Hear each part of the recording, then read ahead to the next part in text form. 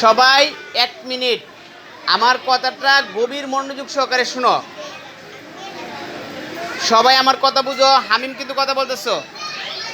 এখন যদি তুমি কথা বলো তাইলে আমার কথা বুঝবা না। এই যে পিছন দিয়ে কথা বলতেছে কিন্তু মারুফ মিয়া, শোনো, তোমরা কখনোই এই মুরব্বিরা রে রাইখা তোমরা কখনোই চেয়ারে বসতে পারবা না।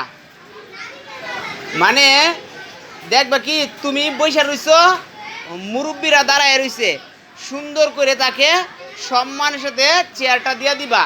আয়সা তোমার কাছে দাঁড়াইতেই দাঁড়ানোর সাথে সাথে তুমি চেয়ারটা ছাড়িয়ে দিবা তাকে।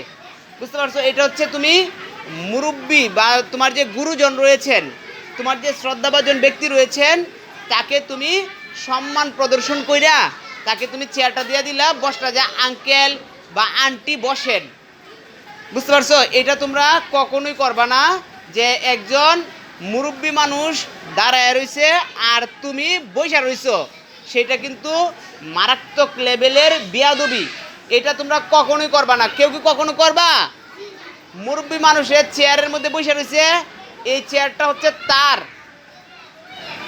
বুঝতে পারছো? মানে তুমি গিয়া এখান থেকে অনেক সময় তোমরা বাড়িতে এটা করো, তুমি নিজে খেলার জন্য, নিজে তোমার একটু আরামের জন্য তুমি কি করো, তোমার আব্বু যে চেয়ারটিতে বসে রয়েছে বা তোমার আম্মু যে চেয়ারটার মধ্যে বসে রয়েছে, তোমার আন্টি যে চেয়ারটার মধ্যে বসে রয়েছে বা তোমার মামা মামি, ওনারা বয়োজ্যেষ্ঠ ব্যক্তিরা একটা চেয়ারের মধ্যে বসে রয়েছে, তুমি কি করলা? তুমি আমি বসবো আমি বসবো, এইরকম তুমি বায়না শুরু করে দিলা। এইটা কখনোই করা যাবে না। আর তোমাদের স্কুলেও যদি মুরব্বীরা যে চেয়ারের মধ্যে বসে থাকে, সেই চেয়ারের মধ্যে তোমরা কখনোই বসবা না।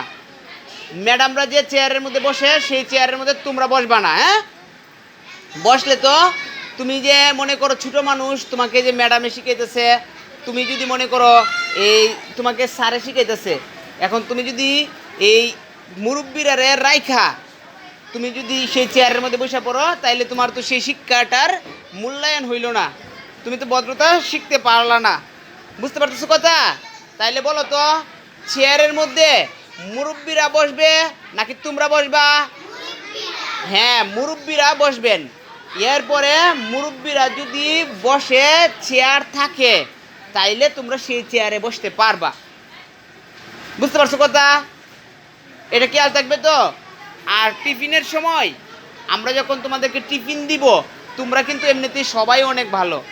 যখন তোমাদেরকে আমরা টিফিন দিব, এই টিফিনের মধ্যে দৌড়াদৌড়ি করবা না। কারণ রোদ্রের মধ্যে তুমি যদি দৌড়াদৌড়ি করো, তাইলে তোমার শরীরের মধ্যে প্রচণ্ড ঘাম ঝরবে।